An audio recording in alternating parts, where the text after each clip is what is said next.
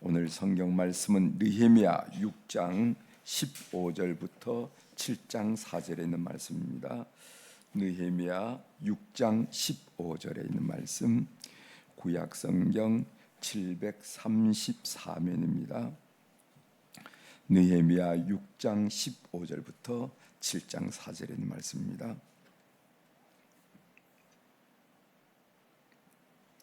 찾으셨으면 이제 봉독해 드리겠습니다. 성경 역사가 51만인 엘룰월 25일에 끝남에 우리의 모든 대적과 주위에 있는 이방 족속들이 이를 듣고 다 두려워하여 크게 낙담하였으니 그들이 우리 하나님께서 이 역사를 이루신 것을 알미니라. 또한 그때 유다의 귀족들이 여러 번 도비아에게 편지하였고 도비아의 편지도 그들에게 이르렀으니 도비아는 아라의 아들 스가냐의 사유가 되었고 도비아의 아들 여호하나는 베레가의 아들 무슬람의 딸을 아내로 맞이하였으므로 유다에서 그와 동맹한 자가 많음이라. 그들이 도비아의 선행을 내 앞에 말하고 또 내 말도 그에게 전하매 도비아가 내게 편지하여 나를 두렵게 하고자 하였느니라. 7장 1절 성벽이 건축됨에 문짝을 달고 문지기와 노래하는 자들과 레이 사람들을 세운 후에 내 아우 하나니와 영문의 관원 하나냐가 함께 예루살렘을 다스리게 하였는데 하나냐는 충성스러운 사람이요 하나님을 경외함이 무리 중에서 뛰어난 자라. 내가 그들에게 이르기를 해가 높이 뜨기 전에는 예루살렘 성문을 열지 말고 아직 파수할 때 곧 문을 닫고 빗장을 지르며 또 예루살렘 주민이 각각 자기가 지키는 곳에서 파수하되 자기 집 맞은편을 지키게 하라 하였노니 그 성읍은 광대하고 그 주민은 적으며 가옥은 미처 건축하지 못하였음이니라. 아멘. 4절까지 함께 읽었습니다.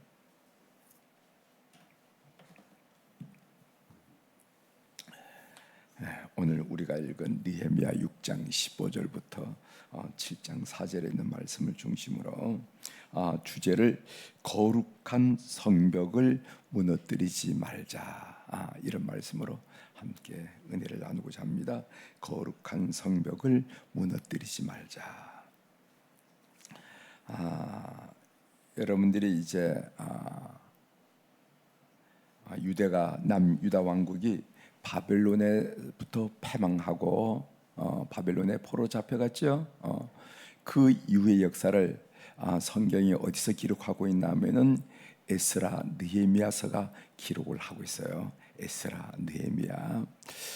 그 전까지 열왕기상하 역대기상하는 그 전까지 패망 전까지 내용을 기록하고 있고 에스라 느헤미야가 바로 포로 이후의 생활을 쭉 그려야 되는데 거기에 보면은 여러분이 그 연대를 잘 이해할 필요가 있어요. 제가 지난번에도 말씀드렸지만은 중요한 포로 후에 중요한 사건이 세 사건이 있었습니다. 그 사건이 첫 번째 사건이 뭐냐면은 먼저 BC 586년에 바벨론의 유대 왕국이 패망했죠. 그 패망 70년 후에 그러니까 BC 515년 경입니다. 70년 후에 수룹바벨이라는 사람이 지도자를 해서 제1차 포로 귀환이 와요. 그래서 그 이제 예레미야도 70년 후에 회복되리라, 70년 후에 회복되리라 하는 말씀이 예레미야 예언 가운데 많이 나오는데 이 70년이 어딘 수룹바벨을 중심으로 1차 포로 귀환이 옵니다. 여러분 알다시피 우리 다 포로 가자 뭐 이렇게 해서 거기 포로 잡혀있던 사람들 몽땅 나온 게 아니라 어떤 사람은 자기들 먼저 가라고 나는 뭐 여기서 뭐 아이 낳고 그런 대로 자리를 잡았으니 살겠노라고 여러 가지 견해가 다르거든요. 그런데 1차 포로 귀환이 수룹바벨을 중심으로서 BC 515년 그러니까 그 나라가 망한 지 70년 후에 일어났는데 그때 수룹바벨이 와서 처음 한 일이 뭐냐면은 뭐라고 그랬죠? 수룹바벨 성전 건축, 제2성전 성전 건축이에요. 그러니까 그 전까지는 솔로몬의 성전이 있었는데 그 솔로몬의 성전이 소위 바벨론의 느부갓네살 왕에서 완전히 파괴되었습니다. 파괴되었어요. 그 파기된 이후에 70년 만에 스룹바벨이 고향 땅에 와서 성전 건축을 했어요. 그 성전 건축을 할 때 말씀드렸죠. 기쁨의 늘뿐과 안타까운 눈물을 그들의 그 선조들이 흘렸다 하는 얘기가 있습니다. 왜냐하면 기쁨의 눈물을 흘린 이유는 그래도 70년 만에 이 땅에 성전을 재건할 수 있는 그 감격. 슬픔의 눈물은 왜냐하면 옛날에 솔로몬의 성전은 의리하고 크고 그랬는데 그들이 그 피난 생활 하다가 왔으니까, 포로 생활 하다 왔으니까 무슨 경제력이 있겠습니까? 그러니까 솔로몬보다 못한 성전을 건축하면서, 옛날에 솔로몬 성전은 이랬는데 그 솔로몬 성전을 경험했던 어른들이 그런 이야기를 하면서 슬펐다 한 얘기를 여러분들에게 말씀을 드린 적이 있습니다. 이게 1차 포로 귀환이에요. 그 다음에 3차 포로 귀환인데 그 후에 70년, 그러니까 바벨론에서, 제가 여러분들이 그 시대를 기억하기 위해서 말씀드린 겁니다. 바벨론 멸망한 후에 70년 후에 수룹바벨을 중심으로서 1차 포로 귀환이 있었고, 그 다음에 또 70년, 그러니까 바벨론 멸망한 140년 만에 누가 가게 되냐면은 느헤미야를 중심으로 해서 제3차 포로 귀환이 일어나게 됩니다. 3차. 이 느헤미야가 가서 한 일이 뭐냐면은 예루살렘 성벽 건설을 했어요. 재건을 했어요. 성전이 아닙니다. 예루살렘 성전은 수룹바벨이 했고, 성벽을 건설한 분이 재건한 분이 누구냐면 느헤미야라는 지도자를 중심해서 제3차 포로 귀환 때 일어난 일이라는 거예요. 그래서 이것은 바벨론 포로 후에 140년 경에 이 일어난. 그럼 2차는 어디 갔느냐? 2차가 바로 BC 458년 경에 에스라라는 사람이 중심이 돼서 이스라엘 백성들을 2차 포로 귀환을 합니다. 이 사람은 와가지고 뭐를 했냐면은 하나님 말씀을 중심으로 그 이스라엘 백성들의, 유대 백성들의 영적 각성 운동을 일으켰던 사람이 에스라의 가장 중요한 행위입니다. 포로는 귀환됐는데 삶의 모습은 여전하거든요. 그래서 이래서는 안 되겠구나, 하나님의 백성으로서 영적 각성이 일어나야 되겠구나 하는 그런 강렬한 하나님의 그 비전을 보고 그들이 와서 그 각성을 무엇으로 일으키냐면은 하나님 말씀, 하나님의 율법책을 읽히면서 우리의 삶이 율법과 같이 이렇게 견줘볼 때 제대로 되느냐 못 되느냐 하면서 회개 운동을 일으켰습니다. 이것이 에스라의 영적 각성 운동인데 2차 포로 귀환 때 일어난 일이에요. 이제 여러분 개념 잡으셨죠? BC 586년에 유다가 바벨론에 멸망했다. 그래서 유수한 사람들이 포로로 잡혀갔다. 그것을 바벨론 포로 유수 이렇게 이야기하는 거죠. 그런데 포로가 귀환이 되는데 주로 1차, 2차, 3차가 있는데 1차는 수룹바벨을 중심으로서 일어났고, 그것은 바벨론 멸망 70년 만에 일어난 일이다. 그들이 한 일은 예루살렘 성전을 건축한 일이고, 두 번째는 에스라가 중심으로 2차 포로 귀환이 일어나는데 이것은 사실 느헤미야보다 한 10년 전에 일어났습니다. 그 중간이라고 제가 말씀드렸지만은 일어났는데, 그들은 와가지고 무엇을 했냐면은 이스라엘 백성들의 영적 각성 운동을 일으켰는데, 그 영적 각성을 일으킨 것은 뭐냐면은 율법, 하나님 말씀에 빗대어서 기준해서 우리의 삶이 어떻게 되는지, 하나님과의 관계가 어떻게 되는지 다시 한번 조명하면서 그들이 영적 각성을 일으켰다 한 얘기 들었습니다. 그 다음에 3차 포로 귀환이었는데, 이것은 바벨론 포로의 140년 만에 느헤미야를 중심으로 왔는데 예루살렘 성벽을 건축했다 하는 것을 여러분들이 이해하시면은 에스라, 느헤미야를 거의 다 이해를 한 거나 마찬가지입니다. 그런 관점으로 여러분들이 보셔야, 이게 뭐 가끔 스룹바벨도 나타난 것 같고, 가끔 에스라라는 사람도 나타날 것 같고, 뭐 느헤미야는 이게 누가 먼저인지 누가 나중이지, 이건 뭐 하러 왔는지 여러분들이 헷갈리지 않는 겁니다. 그래서 여러분 에스라, 느헤미야 포로 후기 역사를 이해할 때 이 정도로 여러분들이 개념을 잡으시면은, 아하, 목사님이 설명할 때 이 처음에 온 사람이 이런 일을 했구나 하는 것을 여러분이 아실 겁니다. 오늘 본문은 성벽 공사가 끝난 내용입니다. 이제 본문을 좀 몇 가지 구체적으로 좀 살펴보도록 하겠습니다. 느헤미야 6장 15절을 보십시오. 성벽 역사가 52일 만인 엘룰월 25일에 끝남에, 이런 말씀이죠. 대적들의 지속적인 방해에도 불구하고 성벽 재건 공사가 52일 만에 마쳤습니다. 이렇게 큰 규모의 공사를 이렇게 단기간에 마쳤던 것은 세 가지 요인이 있죠. 하나는 하나님의 역사, 두 번째로는 느헤미야의 탁월한 리더십. 성경 건축을 할 때도 그냥 한 게 아니라 아주 탁월한 리더십. 세 번째로는 백성들의 열성적인 헌신, 이런 것들이 어우러져 가지고 52일 만에 큰 성벽 공사를 완료를 했던 것입니다. 그러니까 그 길이만 해도 4km예요. 십리가 됩니다. 그 성벽 길이만 해도 십리. 그 높이만 해도 평균 17m가 됩니다. 17m. 그런 것을 쌓아 나갔다는 거가 이게 보통 일이 아니거든요. 그런데 그 일을 52일 만에 딱 끝내놨다는 것이 얼마나 탁월한 일이겠는가 보게 됩니다.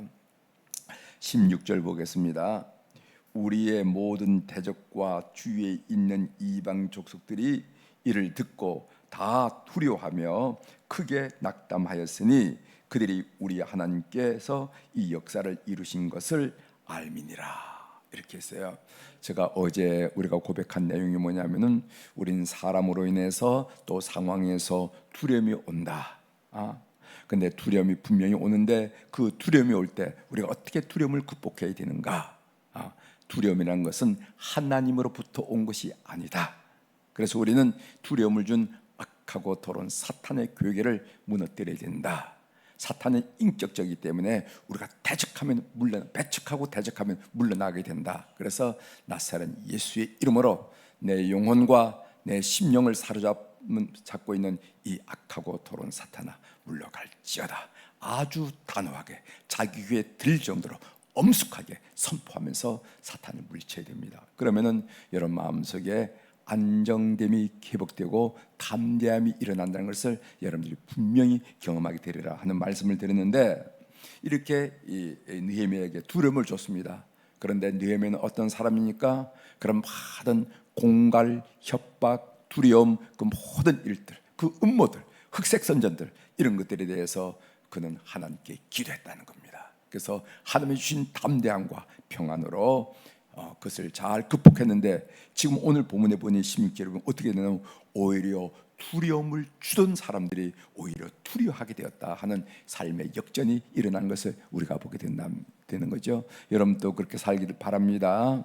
어떤 상황에 어떤 인간의 사람들에 의해서 여러분이 들어올 때 그것을 거기에 굴복돼서 두려움에 사로잡히지 말고, 그래서 위축되지 말고 오히려 하나님께 기도함으로 말미암아 사탄을 물리침으로 말미암아 그 상황을 극복하면서 참 저 사람 대단하다, 저 사람 정말 인정할 만하다라고 하나님으로부터 그리고 또 사람들로부터, 믿음의 사람들로부터 인정받는 여러분의 삶이 되기를 바랍니다. 17절, 또한 그때 유다의 귀족들이 여러 번 도비아에게 편지하였고 도비아의 편지도 그들에게 이르렀으니, 드디어 예루살렘 성벽 건설의 방해꾼이었던 도비아, 이 도비아는 원래 암몬 사람이라고 해서 산발락과 도비아, 예루살렘 성벽 건설의 가장 방해꾼이 산발락과 도비아인데, 여기 도비아라는 인물에 대해서 이야기하고 있습니다. 이 도비아의 유대 공동체 안에 영향력이 드러났습니다. 여러분 18절에 보면 마지막에 그와 동맹한 자가 많음이라 하는 말인데, 이 동맹했다는 말은 무슨 말이냐면 그와 인적 관계를 맺고 그리고 사업 관계를 맺었다는 거예요. 그러니까 예루살렘에 있는 사람들과 더불어 인적 관계를 맺어 그도 유대 사람과 결혼했고 그의 아들도 유대 사람과 결혼했다는 내용이 나오죠. 도비아는 암몬 사람임에도 불구하고 연결을 깊이 해서 커넥션이 이루어지고 있음을 우리에게 보여준다는 겁니다. 유다 귀족들은 느헤미야 앞에서 도비아를 칭찬했다고 말하고, 그리고 도비아에 대한 경계심을 풀도록 해서 칭찬함으로 경계심을 풀도록 했고, 또 도비아에게 느헤미야에 관한 정보를 제공했다 한 얘기도 오늘 성경이 밝혀주고 있습니다. 그래서 우리는 무엇을 알 수가 있냐면, 이런 상황으로 볼 때 예루살렘 성벽 건설을 방해하는 것은 외부 세력만이 아니었구나. 산발락과 도비아라는 사람, 그런 게셈이라는 사람, 이런 외부 세력만이 예루살렘 성벽을 방해한 것이 아니라 내부 세력도 깊은 커넥션 가운데 이것을 방해했구나 하는 것을 우리가 알 수 있다는 것입니다. 그런 외부와 내부 세력을 극복하면서 느헤미야는 성벽 건설을 완수했다 하는 것을 우리가 다 드러나게 되죠. 다 드러났다는 거죠. 그 다음에 7장 1절 보겠습니다. 성벽이 건축됨에 문짝을 달고 문지기와 노래하는 자들과 레위 사람을 세운 후에, 이런 말씀이 있습니다. 여기 보면 느헤미야는 예루살렘 성전에서 봉사하는 문지기와 성전에서 찬양하는 노래하는 자들과 또 성전에서 봉사한 레위 사람들로 하여금 예루살렘 성문 경비를 담당하도록 했어요. 그러니까 특별히 사람들을 뽑은 것이 아니라, 경비원을 뽑은 것이 아니라 성전 봉사하는 사람들을 그 성벽 공사를 보면은 쭉 북부서부터 쭉 내려오면 성문이 몇 개냐면 10개가 됐습니다. 10개. 그 성문이 한 군데, 동서남북으로 4군데 아니라 동대문, 남대문, 서대문 4군데가 아니라 성문이 10개로 돼 있어요. 10개로. 그 10개, 그 성문 사람들이 또 왕래를 해야 되니까 10개인데 그 10개 성문지기를 다 성전을 섬기던 사람들로 딱 배치를 했다는 겁니다. 그러니까 느헤미야의 개념 속에는 예루살렘 성전과 예루살렘 성과 성벽은 어떤 의미에서 같은 개념으로 이렇게 여겨지다는 것을 우리가 알 수 있는데, 이것은 나중에 제가 결론을 말씀드릴 때 여러분들에게 좀 말씀을 드리려고 합니다. 그 다음에 7장 2절에 보면은 내 아우 하나니와 영문의 관원 하나냐가 함께 예루살렘을 다스리게 하였는데 하나냐는 충성스러운 사람이요 하나님을 경외함이 무리 중에 뛰어난 자라 하는 말씀이 있습니다. 느헤미야는 거기서 총독으로 계속 있은 것이 아니라 52일 동안 성벽 공사를 마치고 수상궁으로 복귀하게 돼 있어요. 물론 그해 그가 총독으로 다시 오게 됩니다. 그래서 12년 동안에 총독으로 봉직하게 되지만은 다시 귀환을 합니다. 그런데 자기가 떠난 다음에 예루살렘 성전과 어떻게 되는가 염려해서 그는 하나나와 그리고 또 하나니는 누구냐면은 느헤미야의 친척 동생이고, 하나냐는 어떤 사람인가 하면은 그 이름이 여호와는 자비로우시다 하는 뜻을 가진 이름인데, 그것은 군인 출신으로 도성 방어에 충분한 능력을 가졌다 이렇게 생각돼서 두 사람을 도성 방어를 위해서 책임을 위임하고 이제 나중에 느헤미야가 떠나게 되는 것을 우리가 보게 된다 한 얘기죠. 여기 3절 한번 읽어드리겠습니다. 내가 그들에게 이르기를 해가 높이 뜨기 전에는 예루살렘 성문을 열지 말고 아직 파수할 때 곧 문을 닫고 빗장을 지르며 또 예루살렘 주민이 각각 자기가 지키는 곳에서 파수하되 자기 집 맞은편을 지키게 하라 하였노니 이랬어요. 그러니까 파수하는데 시간을 정해줬어요. 여러분 이 말씀을 좀 이해하기 위해서 뭐가 필요하냐면 그 지중해 지역에서는 오침이라고 있었습니다. 오침. 그 날씨가, 여러분 날씨 요즘 덥죠. 더우면 낮에 활동하기 어렵죠. 그래서 중동 지역이 한 40도 50도 하기 때 오침을 합니다. 오침을 어떻게 하냐면은 보통 해가 많이 떴을 때부터 한 4시, 한 서너 시 정도까지 오침. 어떤 사람은 1시간도 한 사람이 있고 어떤 사람은 2시간도 한 사람도 있고 각자에 따라서 하고, 그리고 이제 일어나서 일을 하는데 그때가 성을 파수하는 취약지시거든. 사람들이 다 자니까. 그러니까 그때는 성문을 닫고 빗장을 질러서 성을 보호하라 하는 그 이야기를 지금 하고 있다는 것입니다. 제가 오늘 말씀을 읽으면서 저희 마음속에 이런 생각이 들었습니다. 왜 예루살렘 성벽 건설이 중요한가? 왜 예루살렘 성벽 건설이 중요해서 이 느헤미야는 성벽 건설을 했느냐? 두 가지 중요한 일이죠. 하나는 예루살렘 성전을 보호할 이유. 예루살렘 성전. 예루살렘 성전이 성벽이 없으면은요 마치 들판에 나는 것처럼 성벽. 두 번째로는 하나님의 백성들이 자유롭게 예배할 수 있기 위해서, 안전하고 자유롭게 예배하기 위해서는 성벽이 필요했다는 것입니다. 결국 예루살렘 성 안에 거룩한 공기를 보존할 필요 때문에 예루살렘 성벽을 지어야 됐다 한 얘기입니다. 그렇다면은 오늘 우리가 살고 있는 이 시대에 무너뜨려서는 안 되는 성벽은 무엇일까? 거룩한 성벽이 무너지면 우리 사회는 온통 사탄의 무다에 젖어들게 되고 지배받게 되는데, 그러면은 우리가 우리 사이에 보이지 않는 성벽들은 뭘까? 이런 묵상을 좀 해봤습니다. 제가 첫 번째로 하는 것은 이 믿음의 가정이 거룩한 성벽이 되어야 된다 한 생각을 해요.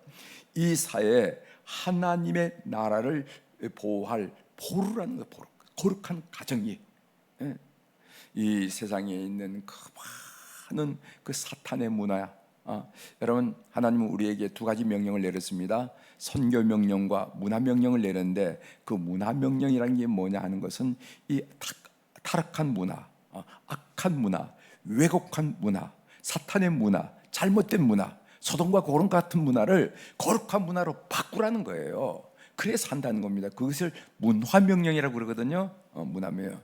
그래서 교회는 선교 명령은 많이 알아요. 선교 명령. 여러분, 우리가 마태복음 28장 19절부터 20절에 보면은 그러므로 너희는 가서 모든 민족으로 제자를 삼아, 이것은 뭐냐면 선교 명령이에요. 그런데 문화 명령은 창세기 1장 28절인가 나오죠. 그것은 뭐냐면은 이 잘못된 문화를 바꾸라는 거예요. 잘못된 문화를 바꿔야만 하나님 나라가 보존될 수가 있다는 거예요. 잘못된 문화를 그대로 하면은요, 결국은 모두가 무너진다는 겁니다. 성벽이 없으면은 결국 성 안에 있는 모든 사람들이 정신적으로 위험에 처하는 것처럼 우리 이 사이에 이 잘못된 문화, 왜곡된 문화, 타락한 문화, 사탄의 문화를 바꾸라는 거예요. 근데 그 바꾸는 보루가 뭐냐면 저는 이 믿음의 가정이라는 것을 알게 됩니다. 여러분들 세상이 어떻든 간에 여러분 가정은 경건하시고 거룩하게 되기를 바랍니다. 그래서 여러분 가정이 이 세상에 밀물듯이 밀려오는 그 사탄의 문화를 막는 보루가 되셔야 돼요. 여러분 가정 하나가 무너지면요, 거기가 빈틈이 생긴다는 거 아시고, 두 번째로는요, 전 이 미션 스쿨도 나는 이 우리 사회를 방하는 어떤 경건한 거룩한 보루라고 생각합니다. 미션 스쿨. 옛날에는 미션 스쿨에서 예배를 드리면서 듣든 말든, 아이들이 듣든 말든 아무튼 예배를 드리면서 이게 하나의 사회의 어떤 선한 기품, 공기, 온, 그런 거가 됐어요. 근데 요즘 법으로 그걸 못하게 돼 있잖아요. 예배 드리면 안 된다는 거 아닙니까? 예전에 저희 가까운 데서 신일고등학교에서 아이 하나가 고소를 했어. 난 예배 드리고 싶지 않은데 예배를 드린다. 그래가지고 문제가 된 적이 있는데, 이 미션 스쿨도 나는 우리 사회를 건강하게 거룩하게 보존하는 하나의 보루가 아니겠는가. 이 사회에 거룩한 공기를 불어넣을 수 있는 성벽이 된다 생각합니다. 미션 스쿨. 또 믿는 사람 한 사람이 사탄의 문화를 물리칠 거룩한 성벽이 된다고 생각해요. 거룩한. 그러니까 우리 한 사람이 거룩하게 살고 다르게 사는 것이 참 중요하다는 겁니다. 우리가 무너지면 우리 사회가 무너지고 우리 사회가 사탄의 문화 속에 젖어들게 되고 점령당한다 하는 그런 의식을 가지고 여러분들이 다르게 살기를 결단하고, 그리고 또 거룩하게 살기를 결단하는 여러분이 되시길 바랍니다. 이제 제가 느헤미야가 성벽 52일 만에 성벽을 딱 치면서 그 안에 거룩한 공기를 불러넣으면서 그 믿는 사람들이 자유롭게 예배하고 그리고 안전하게 예배하는 이런 것을 생각하면서 오늘 우리 사이에 거룩하게 보루로 만들어야 될 것이 성벽이 뭘까를 생각을 한 거예요. 제가 예를 들었는데 그 예도 많이 있겠죠. 가정 중요하다는 겁니다. 가정도 중요한 성벽이라는 거예요. 또 믿는 사람 한 사람이 거룩한 성벽이라는 겁니다. 또 우리 사회에 선교사들이 만들어놨던 그 미션 스쿨 같은 거, 예배를 통해서 우리 사회를 거룩하게, 이것도 거룩한 성벽이라는 거예요. 그런데 오늘 우리 현실은 어떠냐는 거죠. 점점 무너지고 있잖아요. 점점. 미션 스쿨은 법으로 예배를 드리지 말자 하는 얘기를 들리고, 그래서 교회마다 이 학원, 복음화, 미션 스쿨 이야기를 얼마나 많이 기도했습니까? 이런 일들. 가정의 어려운 일들, 우리 개인의 정신없는 이런 일들, 이런 일 통해서 우리 사회가 소위 거룩한 성벽이 무너져 내리면 결국 모든 것이 무너져 내린다 하는 생각을 하면서 오늘 여러분들 스스로가 각자가 다르게 살기로 결심하고 그리고 다르게 살기로, 거룩하게 살기로 다짐하는 이 새벽이 되기를 바랍니다. 기도하시겠습니다. 하나님 아버지, 4km가 되는 그 예루살렘 성벽을 52일 만에 완공을 하고 보고하는 내용을 우리가 함께 들을 수 있도록 도와주셔서 하나님 참 고맙습니다. 우리 시대의 거룩한 성벽은 뭘까? 우리 시대에 우리를 지켜줄 거룩한 성벽은 뭘까? 우리 시대의 이 사회와 민족을 지킬 거룩한 성벽은 뭘까? 라는 것을 묵상하게 되었습니다. 먼저는 우리 각자가 거룩한 성벽이 될 수가 있고, 우리 믿음의 가정이 거룩한 성벽이 될 수가 있고, 미션 스쿨이 학교에서 거룩한 성벽이 될 수 있는데, 우리 사회가 가만히 보면은 그 역할들을 못하고 이곳저곳에 구석구석 무너지는 것을 우리가 경험하면서, 하나님, 이렇게 되면은 결국 우리 사회는 사탄이 지배하는 문화 속에서 겉은 그럴듯하지만은 속은 골마 터져서 하나님의 아픔이 된다는 것을 우리들이 알게 됩니다. 하나님, 오늘 새벽 우리들이 함께 다시 한번 다짐합니다. 우리 한 사람 한 사람이 다르게 살기로, 우리가 한 사람 한 사람이 거룩하게 살기로 다짐했사오니 우리가 거룩한 성벽 보루가 되어서 이 사회를 건강하게, 건전하게, 밝게, 맑게 만든 일에 쓰임받을 수 있도록 성도들을 오늘도 지켜주시옵소서. 하나님 아버지, 오늘도 우리 사랑교우들이 주님 앞에 1000번째 헌금을 올려드렸습니다. 하나님, 눈 밝으신 우리 하나님 아버지, 귀 밝으신 우리 하나님 아버지, 그 이름들, 그 사연들, 하나님 앞에 읊조린 기도의 내용들 다 보시고 다 들으신 줄 믿습니다. 그래서 우리가 인생길을 가는데 하나님 넓은 들판에 참 외롭구나, 고독하구나, 혼자구나 느낄 때 우리 주님 가까이서 내가 있잖아 하는 그런 음성을 들으면서 이 어려운 세상 살에도 분석에 살아갈 수 있도록 우리 헌금을 주께서 기억하여 주시고, 때로는 깊은 계곡에 절망, 좌절, 포기, 끝없는 힘듦 속에 우리가 갇힐 때 있을 때도 우리 하나님이 우리를 지켜주신 것을 경험하게 도와주시고, 너무 힘들어 땀을 흘리며 쩔쩔매면서 산비탈을 기어오를 때도 주님이 옆에서 내 손을 붙들고 끌어주는 것을 느끼면서 승리하는 우리 교우들이 다 될 수 있도록 이 헌금을 주께서 연락하여 주시옵소서.